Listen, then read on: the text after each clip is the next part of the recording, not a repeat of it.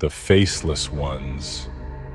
The night air sent chills up Sarah's spine as she walked briskly down the sidewalk, the streetlights casting an amber glow on the damp pavement. It was well past midnight, far too late for a 16-year-old girl to be out alone, but she didn't have much choice. Her shift at the diner had run late thanks to a crowd of rowdy college kids, and she still had several blocks to walk before reaching the rundown apartment she shared with her mom. Sarah shivered and pulled her threadbare jacket tighter around her thin frame. She tried not to think about all the dark spaces around her where someone could be hiding, waiting. Her worn sneakers splashed through a puddle, the sound echoing eerily down the empty street. This was the worst part about working nights, the long, lonely walk home. Just a few more blocks, she told herself, quickening her pace. She breathed a sigh of relief when her apartment building came into view, the faded paint and broken lights a welcome sight.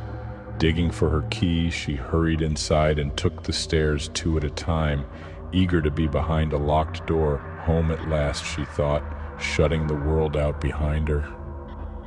Across town, Detective Nathan Reyes scowled as he stepped over a passed-out drunk in the alley behind Blackwood Bar. 20 years on the force, and he still hated this part of the job. The call had come in an hour ago. Female victim, mid-20s, no ID. Probably just another junkie who'd had a bad reaction to whatever cheap high she'd scored. Still, procedure demanded he check it out.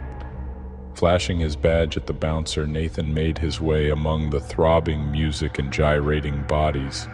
The club's owner met him at the back door, face pale beneath his leathered tan.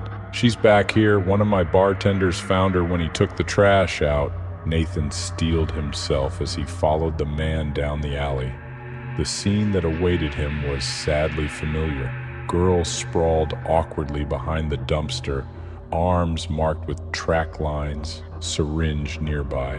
But as he stepped closer, this one proved to be different. Because where the victim's face should have been, there was only a blank space of skin. No eyes, nose, mouth, just flesh stretched tight over the contours of her skull. Nathan froze, shock rooting him to the spot. In all his years on the force, he'd never seen anything like this. A chill slithered down his spine as the hairs on the back of his neck stood at attention. Something evil was at work here. Sarah jolted awake to the sound of shouting. Heart pounding, she glanced at the clock. Just after 3 a.m. The yelling was coming from the apartment next door. Old Mr. Kendall must be having one of his PTSD episodes again. She should check to make sure he was okay. Grabbing her robe, she slipped quietly out into the hallway just as a new sound emerged. Low guttural moans layered with what sounded like wet tearing flesh. An icy fist of fear squeezed her chest. That didn't sound like Mr. Kendall at all. She edged closer to the door, straining to see through the dim light. A thin mist seeped from beneath the doorway, swirling and dissipating around her feet. Against her better judgment, Sarah reached out and turned the knob. The door creaked open. Darkness greeted her. The moans had ceased, replaced by a heavy silence. She peered inside. "Mr. Kendall," she called softly. No answer.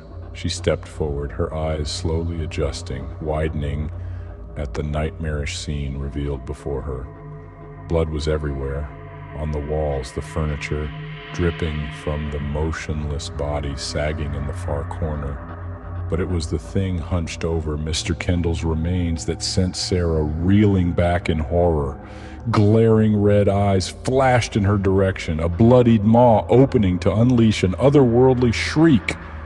Sarah turned and fled, that shriek echoing in her ears. Her heart hammered against her ribs as she raced for the safety of her apartment. She threw herself inside, slammed and locked the door. Back pressed against it, she gasped for breath. What had she just seen? Some kind of demon straight out of heck, and it had Mr. Kendall's blood all over its claws. Sarah shuddered, bile rising in her throat as the image replayed in her mind. One thing was certain, she couldn't stay here. Grabbing a duffel bag, she began shoving clothes and essentials inside with shaking hands. She had to get as far away from this place as possible. Swinging the bag over her shoulder, Sarah crept to the door and peered out. The hall remained empty, silent. Saying a prayer, she eased the door open and slipped out, moving swiftly to the stairs. She resisted the urge to glance back over her shoulder. Once outside, she broke into a run. She wouldn't stop until she reached the bus station downtown.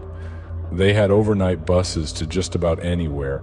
It didn't matter where she ended up as long as it was far from the unearthly evil lurking within the walls of her building.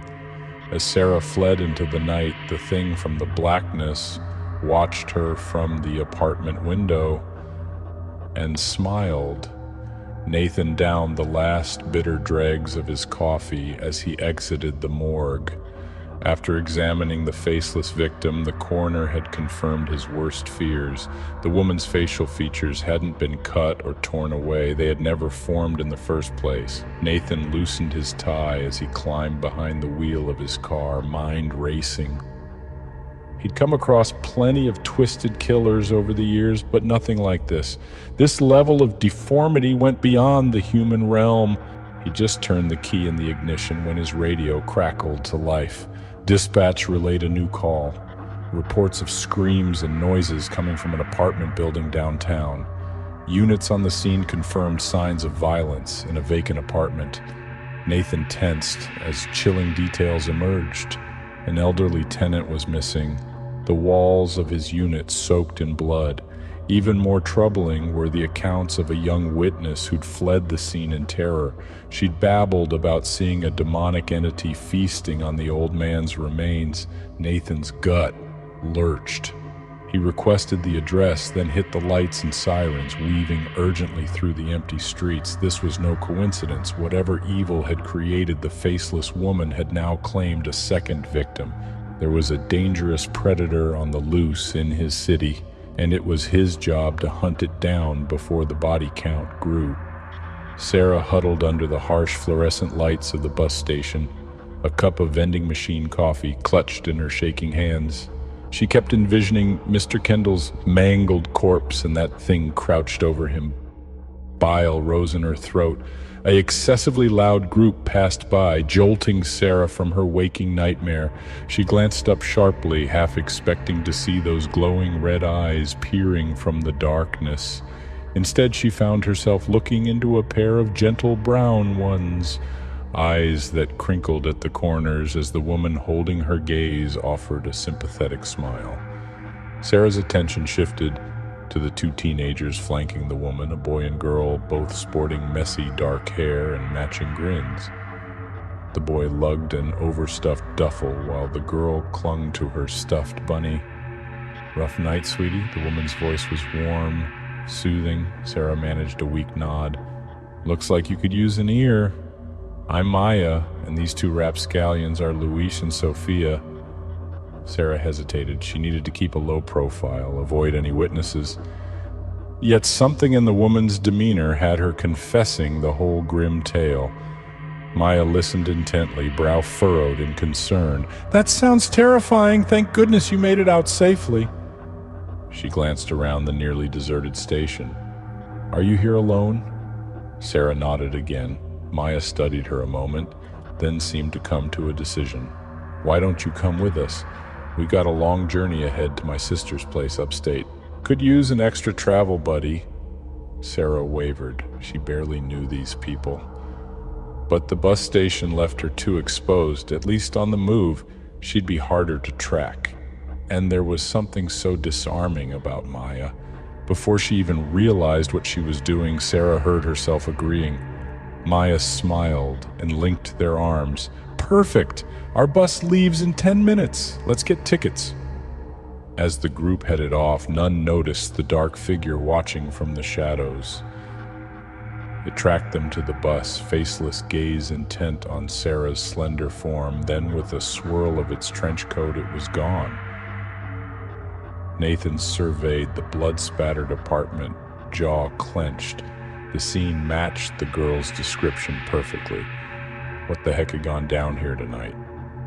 Approaching footsteps announced the arrival of his partner. Shane Dawson had been chasing Weird with him for the past 5 years. Mussed blonde hair poking out from under his tweed cap, eyes gleaming with curiosity behind black-framed glasses. Dawson looked like he belonged more in a college lecture hall than a crime scene. "Well, this is a new one for the books," he remarked, ducking under the police tape. "What are we thinking? Cult ritual gone wrong?" "I'm not sure what to think," Nathan admitted. He quickly outlined the discovery of the faceless woman from earlier that night. Dawson's eyes widened. "You don't suppose there's a connection?" "It seems likely, though gosh knows I have no idea what's behind it. Whatever did this," Nathan shook his head, "it's beyond anything I've ever seen before." Dawson opened his mouth to reply, but snapped it shut as heavy footsteps approached. Both men straightened as the imposing figure of their captain ducked into the apartment. "Status report." The gruff request was aimed at Nathan, along with a piercing stare from beneath bushy gray eyebrows. Nathan quickly summarized the situation. The captain listened in stony silence, face grim. "You two are now assigned to this case full-time," he ordered when Nathan had finished. "I want whatever evil snuck in here rooted out and stopped, fast. This is our city. Let's keep it that way." He turned on his heel and left as abruptly as he'd arrived. Nathan blew out a breath and met his partner's gaze. "Well, you heard the captain. Let's catch ourselves a monster." Sarah wasn't sure what she'd expected from Maya's sister, but the kind-faced woman with laughter lines creasing her eyes and a batch of fresh cookies in hand, wasn't it? "Welcome, I'm Liz." She greeted them warmly at the door before pulling Maya in for a fierce hug. Then she turned the same enthusiasm on the others, ushering them inside the cozy cottage. Sarah sniffed the comforting aroma of cinnamon and vanilla as they entered a spacious kitchen. Hand-carved cabinets and antique furnishings made it feel homey despite the modern updates. "Make yourselves comfortable, I'll fix some cocoa," Liz bustled about, filling mugs. She added a generous dollop of whipped cream to Sarah's and gave her shoulder a gentle squeeze. "We're so happy you're here, sweetie.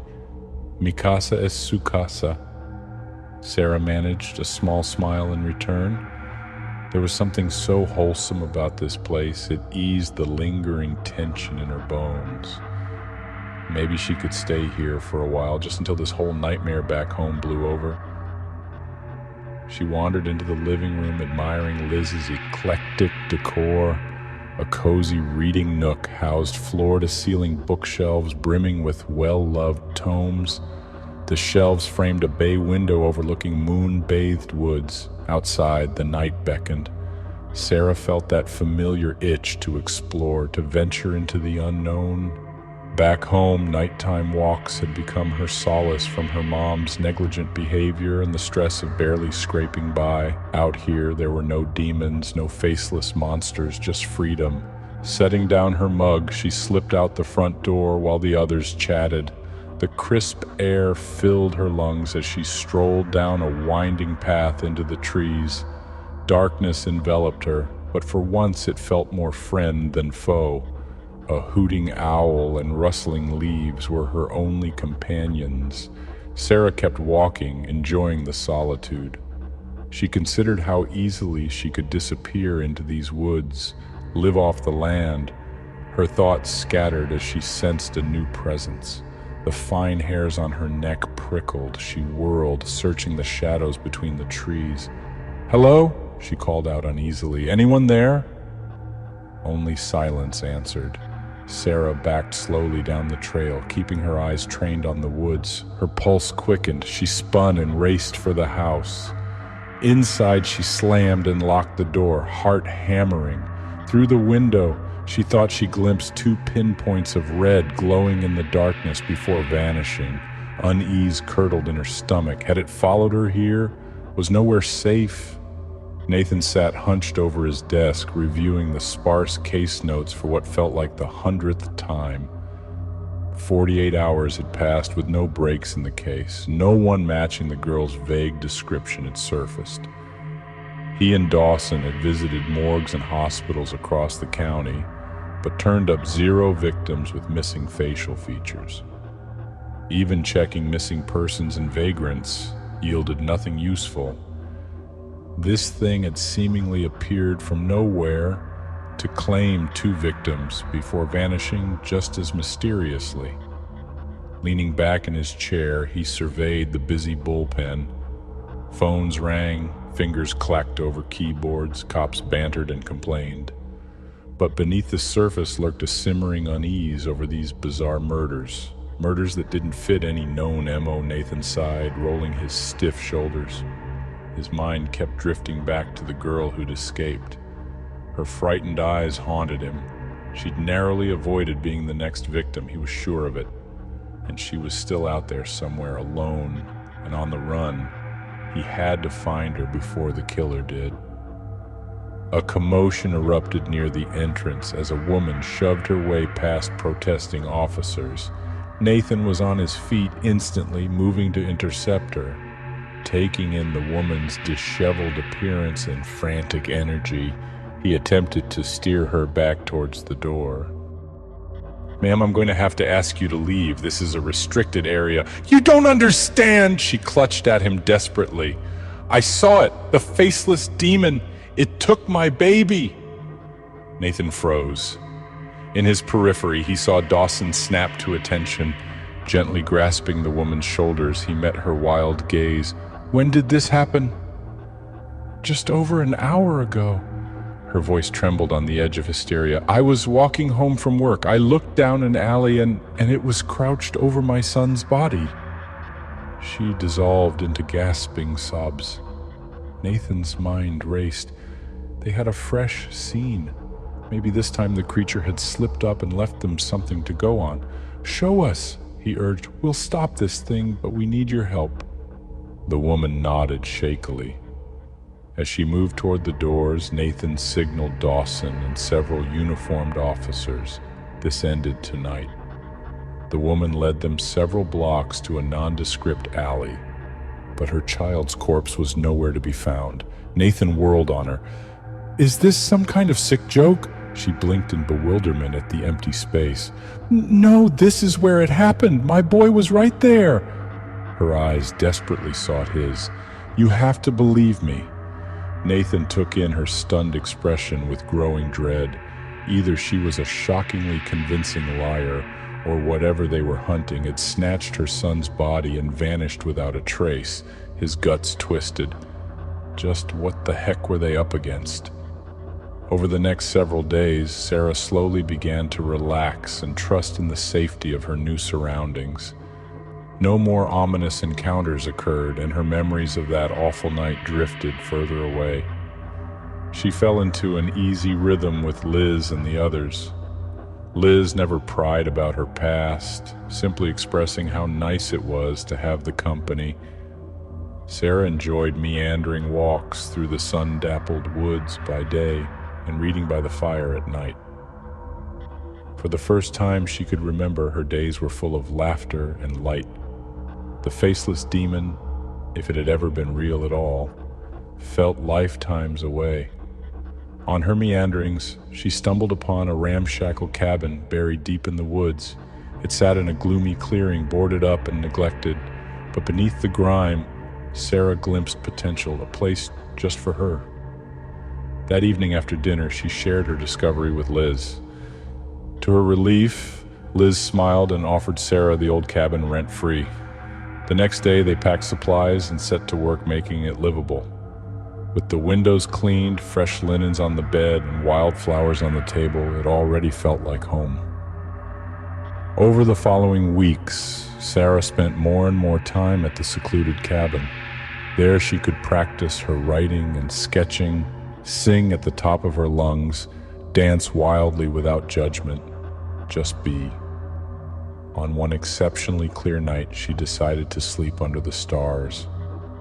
She dragged a pile of blankets outside and nestled into them, gazing up at the vast sky.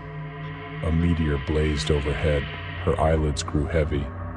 Sometime later, she startled awake. The woods were deathly quiet. No chirping crickets or hooting owls. Unease prickled her skin. She sat up slowly, peering into the dense trees surrounding the cabin.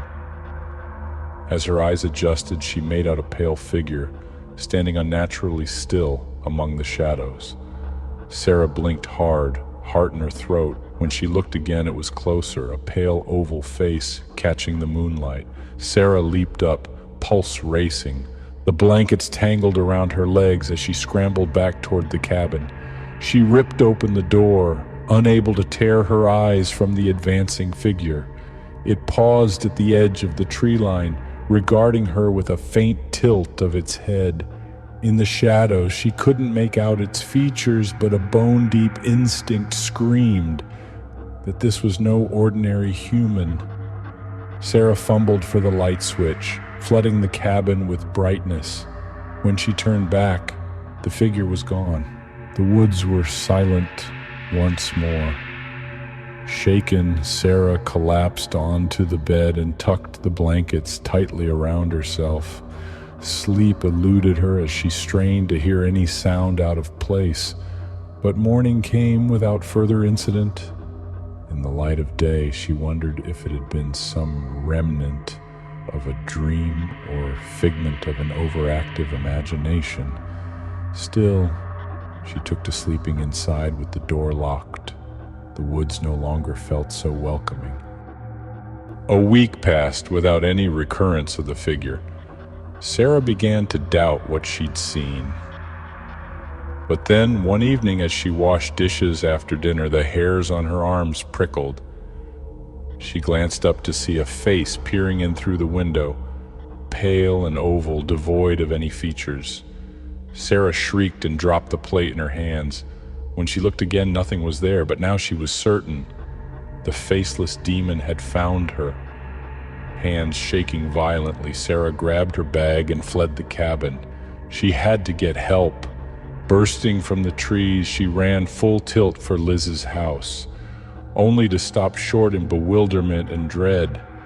Where the cozy cottage had once stood was a burnt-out shell. Liz's flower beds were choked with weeds. The rooms gaped open to the elements, any sign of habitation long destroyed. "What's happening?" Sarah whispered. Dizzying confusion overwhelmed her, along with a dawning, horrific revelation. There was no Liz, no Maya, Luis, or Sophia. They had only ever existed in her mind, an imagined escape from the gruesome reality she'd witnessed. A choked sob escaped her. She backed away from the ruin that was never a home. Then she turned and ran once more, the demon's shriek of victory echoing after her. There would be no escape this time. Terror fueled her feet as she crashed blindly through the darkened woods. She had to get back to the bus station, back to people and light. The trees thinned ahead, streetlights beckoning beyond. Chest heaving, Sarah burst from the woods and slammed into something solid. Her scream lodged in her throat as she took in the trench-coated figure towering over her. Red eyes flickered in the shadows of its face. Sarah's heart stuttered as a raspy voice issued from the void where its mouth should have been. "Did you really think you could escape me, little morsel?" She recoiled in horror. Before she could react, its hands clamped around her arms, lifting her like she weighed nothing. Sarah struggled violently, but it was useless against that preternatural strength. She opened her mouth to scream, but no sound emerged. The demon's hold was crushing the breath from her lungs. Spots swam before her eyes as it leaned closer, jaws splitting wide in a gruesome rictus. Sarah felt a tearing pain as darkness closed in, and she knew no more. Nathan stood staring at the crime scene photos tacked to the board. Shot after shot of mutilated bodies with faces erased. Men, women, a child, no one was safe from this unfathomable evil. It had been a month since the killings began. Despite round-the-clock patrols, curfews, public alerts, the death toll kept climbing. Nathan hadn't slept more than a few restless hours in weeks. The lack of leads was taking its toll on all of them. He could see it in the tense hunch of shoulders, the dullness of once bright eyes, the notebooks full of useless theories. This case would break them if they didn't catch a break soon. Nathan scrubbed a hand down his face. On cue, the captain's voice boomed from his office. "Reyes, Dawson, my office now." Trading wary looks, they obeyed. The captain, immense behind his cluttered desk, fixed them with a piercing stare. His expression gave no clues to the reason for this summons. Nathan resisted the urge to fidget as the silence stretched. Finally, the captain blew out a heavy breath. "The mayor is up my behind to get this case solved yesterday. He's called in the big guns." Nathan's pulse quickened. "You don't mean—" "Yep, feds will be here within the hour." The captain scowled. "So check your egos and extend them every courtesy. I want this wrapped swiftly and neatly. Understood?" They nodded briskly. As they turned to go, the captain spoke again, quieter this time. "And trust them. These agents have experience with unusual cases. If anyone can crack this, they can—" Unease flickered through Nathan. What exactly did he mean by unusual? Before he could ask, the captain dismissed them with an abrupt wave. Back at their desks, Nathan and Dawson exchanged uneasy looks. Neither knew quite what to make of this new development. They didn't have to wait long. Heavy footsteps heralded the agent's arrival within 30 minutes. Nathan took in the mismatched pair as they approached. The taller one wore a cheap suit and had a military short haircut, but it was the worn leather jacket and hard stare of the shorter one that commanded attention. Something in those alert green eyes gave Nathan pause. He realized with a start this man had seen horrors most couldn't fathom. His instincts rarely failed him, and they were signaling that these agents knew things no normal FBI would. "Detective Reyes?" The hard stare fixed on him. "I'm Agent Young. This is Agent Shaw.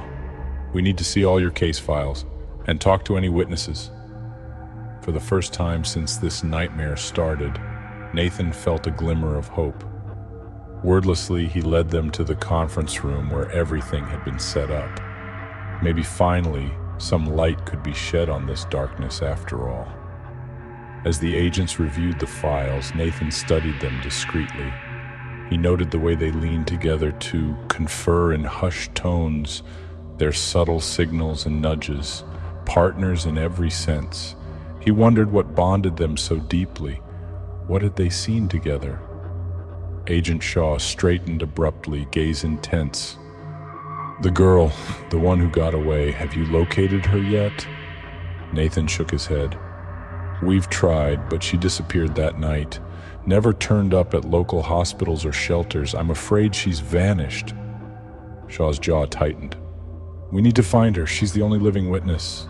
His gaze bored into Nathan, green eyes blazing. "She's our best shot to stop this thing." A shiver ran through Nathan. Shaw talked as if he knew exactly what they were up against, but how could that be possible? Before he could press further, Shaw spun on his heel and strode out, Young trailing behind. As the door shut behind them, Nathan sagged into a chair. This case just got even stranger, and he had a feeling things were only going to get darker from here. Sinking into the worn leather seat of the Impala, Dean blew out a breath and cranked the music. Beside him, Sam was already tapping away on his laptop. Dean knew that look. His nerdy little brother was on the hunt for answers, and darn, did they need them. "Definitely sounds like our kind of party," Dean remarked, guiding the car out of the station's lot. "Any ideas on the baddie yet?" Sam's brow furrowed in concentration. "Too early to say for sure, but this MO doesn't match anything in Dad's journal. My guess is we're dealing with something new." "Great," Dean muttered, just what he wanted to hear. He glanced at Sam. "Well, better get digging, college boy. We've got some faceless fugly to catch." Hours later found them hunkered down in the latest in a string of cramped motel rooms. Sam sat amid a sea of books and papers, eyes glazed from staring at his screen. Dean cleaned the guns with methodical precision before moving to sharpen the knives. The familiar rituals focused his thoughts. "Hey, listen to this," Sam said suddenly. Dean glanced up as Sam read from a web page. According to old European lore, some pagan gods were said to punish humans by erasing their faces for minor slights. Perhaps a deity brought that tradition here? Dean considered it. Possible, but the attack seemed pretty random.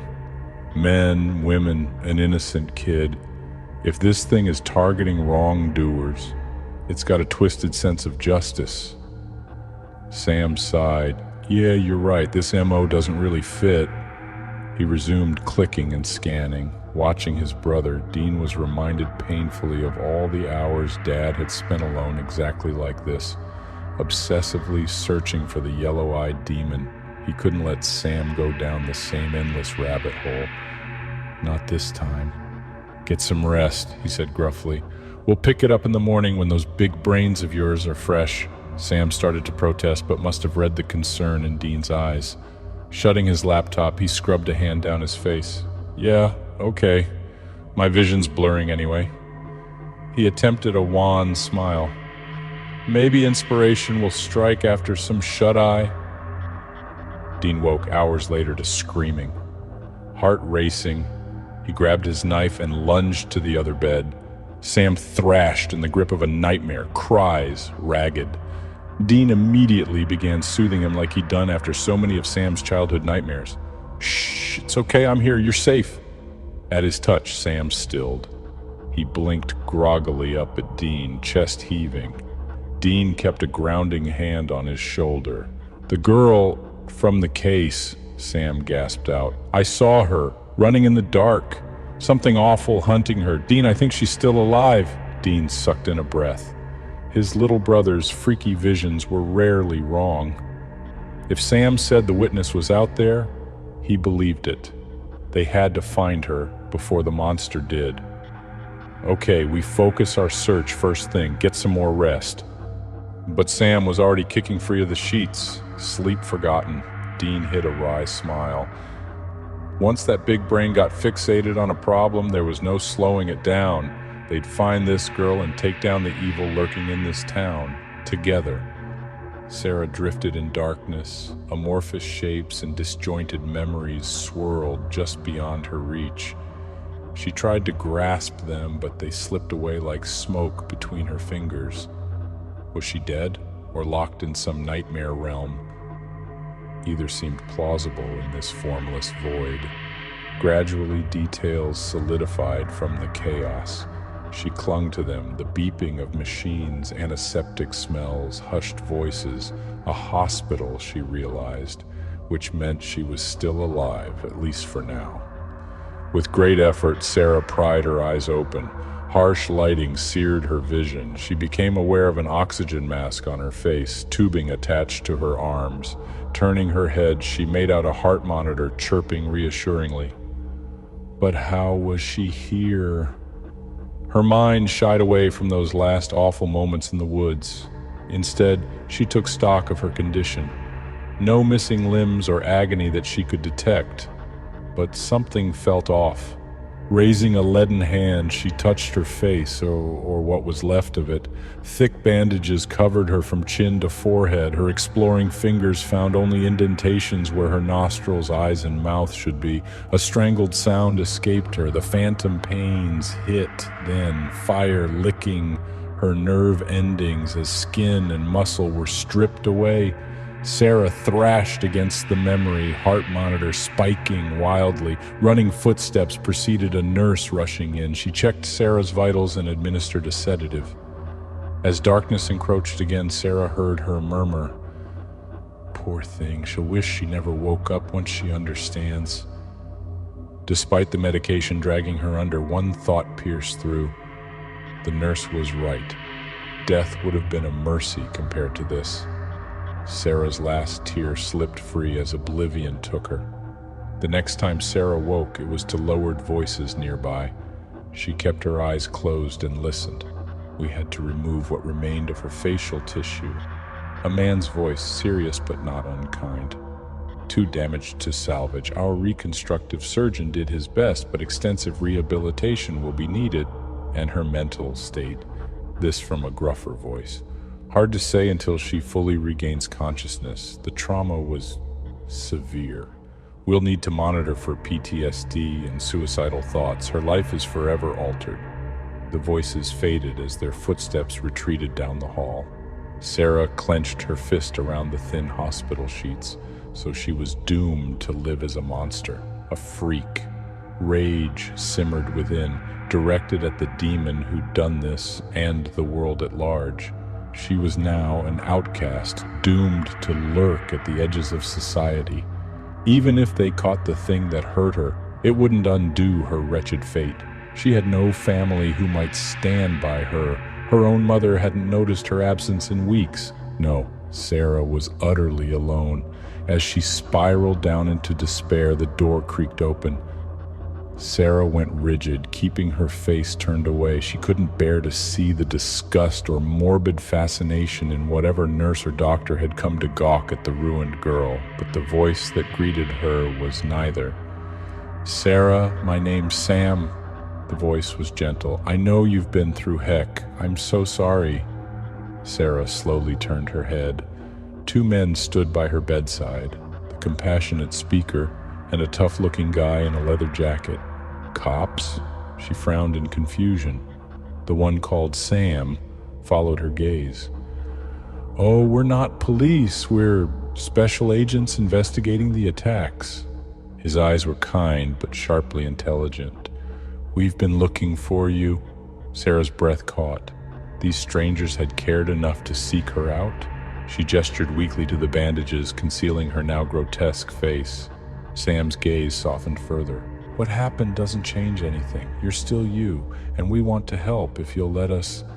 He leaned closer. "Can you tell us anything about what you saw that night?" Sarah considered him. She was wary of strangers, but something about his sincerity swayed her. Haltingly, she described the events in hoarse whispers muffled by gauze. Sam listened intently, face grim. His partner paced, muscles coiled with restrained violence. "Don't worry, we'll find it," the other man bit out. His tone left no doubt. Glancing back at her, his anger seemed to drain away. "And we'll make sure you're safe." Sarah's throat tightened. They barely knew her, yet they truly cared. She nodded, overcome. Sam gently squeezed her hand. "Get some rest. We'll be back tomorrow." As their footsteps retreated, Sarah felt the first glimmer of something she'd forgotten existed. Hope. Dean maintained a brooding silence as they drove away from the hospital. Sam could practically hear the self-blame running through his brother's head. "We couldn't have known," Sam said quietly. "We got here as fast as we could." "Yeah, and now that poor girl gets to live with those scars forever. We should have ended that evil freak days ago." Dean's knuckles whitened on the wheel. Sam blew out a breath. "I know, but sitting here feeling guilty doesn't help. We still have a job to do." Dean slanted a look at him. "Well, what are we waiting for? Let's go torch this sucker to the ground." Back at the motel, they geared up with holy water, salt rounds, and anything else that could slow the creature down. Dean slipped a razor-edged kukri in his belt, green eyes glittering dangerously. Sam had a feeling their plan involved getting up close and personal. As they moved toward the Impala, ready for battle, Sam's vision wavered. The parking lot faded, replaced by flashes of the girl Sarah running through the woods again. Heart in his throat, Sam latched onto Dean's arm. His brother turned sharply. "What is it? What do you see?" "The hospital," Sam gasped out. "It's going after Sarah again. We have to get back there now." Dean didn't hesitate, just flung the car in gear and roared out onto the street. He kept one hand on Sam to ground him as the violent vision continued. By the time the hospital loomed into view, Sam could make out enough details for them to form a plan. As Dean flung himself from the car, Sam caught his arm once more. "East wing, 4th floor. It's coming for her." Dean cast a fierce look over his shoulder as he ran for the doors. "Over my dead body." They took the stairs two at a time, following the signs for the recovery wing. Skidding around a corner, they were met by a scene of chaos. Hospital staff shouted in panic while patients screamed and sobbed. Dark, oily smoke swirled overhead like a localized storm. Exchanging a grim look, the brothers plunged into the maelstrom with holy water and salt ready. Sam caught a glimpse of Sarah cowering in her bed before the demon filled his vision. Behind the smoke, its true face leered, sagging gray flesh over jutting bones. Sam doused it with holy water, buying them a moment as it recoiled. He and Dean circled the thing, chanting exorcisms and flinging salt to keep it contained. It shrieked and swiped at them with elongated claws. Dean dodged the blow and swung his blade in a shining arc. Black ichor sprayed as the blade severed one of its limbs. The demon howled, the sound rattling the windows. It rounded on Dean with preternatural speed. Sam shouted a warning as clawed hands reached for his brother's throat. Dean twisted away, but those talons still found purchase, slicing through leather and flesh. Dean grunted in pain but kept his feet under him. With Sam guarding his back, they pressed their attack, blades slashing, Latin flowing fast and furious. The demon fell back under their coordinated assault, black smoke roiling. Sensing its weakened state, they moved in for the kill. Dean buried his kukri to the hilt in the thing's chest while Sam shouted the exorcism rite. A deafening shriek shook the building. The demon convulsed, writhing madly as oily smoke vomited from its maw. With a final guttural cry, it collapsed into a noxious puddle at their feet. The brothers sagged against each other, chests heaving. Around them, the smoke dissipated and chaos turned to stunned relief. Dean pulled away first, making straight for Sarah's bedside. Her wide eyes spoke her shock and awe. Dean's face softened. "It's over now. Thing won't ever hurt you or anyone else again." He squeezed her hand. "You're safe." She clutched his hand tightly, tears slipping free. Sam moved to stand shoulder to shoulder with his brother. Together, they'd taken down the monster and ended its reign of terror. As hospital staff flooded the ward asking anxious questions, the brothers slipped away unnoticed. They could offer no answers about the faceless creature or unnatural smoke. Some things people were better off not knowing. Back at the car, Dean groaned as he shrugged off his shredded jacket. Sam's gaze zeroed in on the gashes marring his brother's shoulder. "You need a hospital." "Nah, just need my trusty nurse to patch me up." Dean attempted a roguish wink that turned into a pained grimace. Sam just shook his head wryly and pulled out their med kit. As he cleaned and bandaged the wounds, familiar banter filled the space between them. Outside, dawn's light peeked over the horizon, chasing away the last shadows. And for the first time since this nightmare began, the people could breathe easy once more.